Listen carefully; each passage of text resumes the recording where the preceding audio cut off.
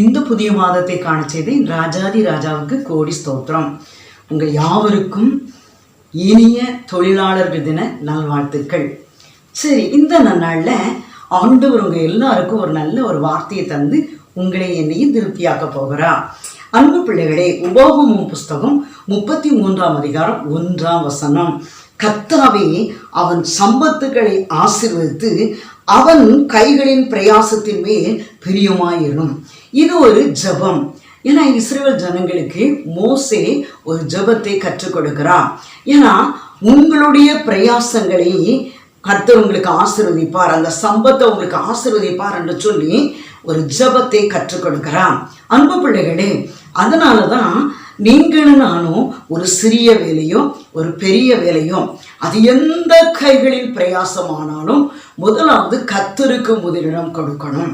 அதனால தான் இங்கே உபாகமம் புஸ்தகத்தில் மோசே சொல்கிறான், கர்த்தாவே அவன் சம்பத்துகளை ஆசீர்வதித்து அவன் கைகளின் பிரயாசத்தின் மேல் பிரியமாயிரும்.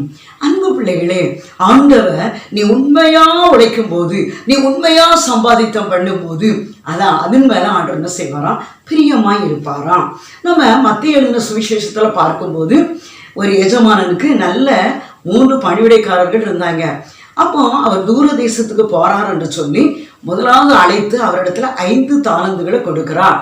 அவர் என்ன செய்யறாரு, 5 தாலந்தை அப்படியே அந்த முதலாளி வர்றதுக்குள்ள 10 தாலந்தா ஆக்கி அதை என்ன செய்யறாரு, அதை 10 தாலந்தாக்கி அதை கையில வைத்துக்கிறார். முதலாளி வந்தவுடனே அதை கொடுக்கிறார்.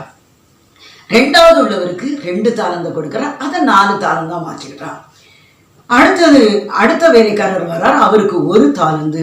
அந்த 1 தாலந்து அவர் என்ன செய்யறாரு, பூமியில பதைத்து வைத்துறார். அன்பு பிள்ளைகளே, அது நோ யூஸ். அப்போ உடனே 3 பேரும் வராங்க. அந்த முதலாவது கொடுத்தவர்கிட்ட அந்த எஜமானன் ரொம்ப சந்தோஷம் அடைகிறான்.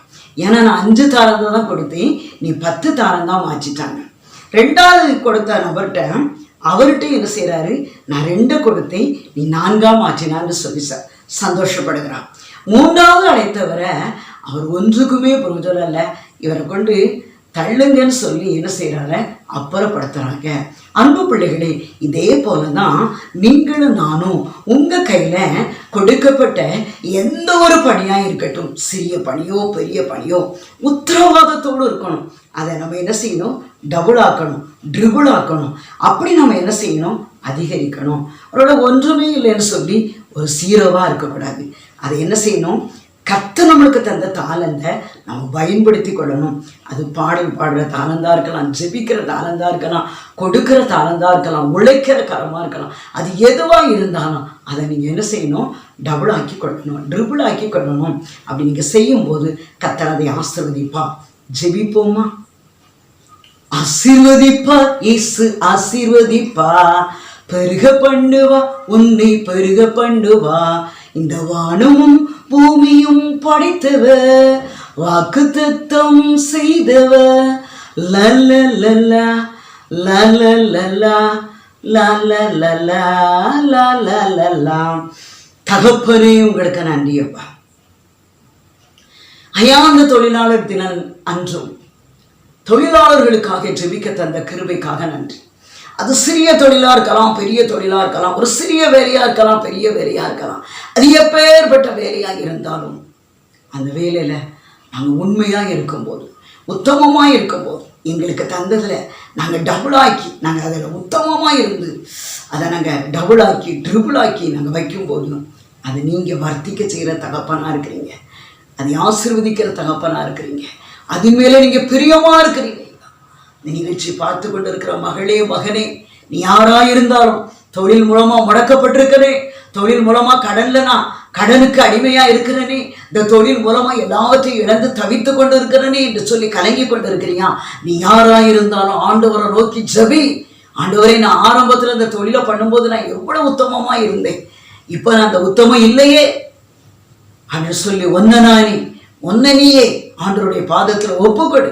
ஆரம்ப நாள்ல எப்படி ஓடி ஜெபித்தா, ஆரம்பத்துல கல்லாவது இருக்கும்போது ஜெபித்தா, அது எண்ணும் போது ஜெபித்தா, மூடும் போது ஜெபித்தா.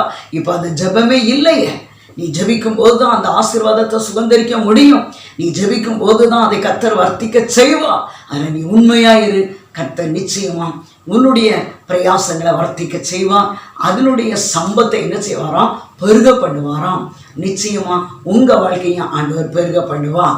நீங்க எப்பேற்பட்ட தொழிலா இருந்தாலும், ஒரு சிறிய தொழிலோ பெரிய தொழிலோ, கர்த்தர் அதை என்ன செய்வார்? Triple aqua. பெரிய காரியங்களை செய்யுங்க. என் அன்பு பிள்ளைகளுக்கு இந்த மாதம் முழுதும் ஆசீர்வாத ஊற்று பெருகட்டும். அதை மகிழ்ச்சியோடு கொண்டெடுக்கட்டும். உங்க நாமம் மகிமைப்படட்டும். இயேசுவின் நாமத்தில் ஜெபிக்கிறோம் நல்ல பிதாவே. ஆமென். ஹல்லேலூயா.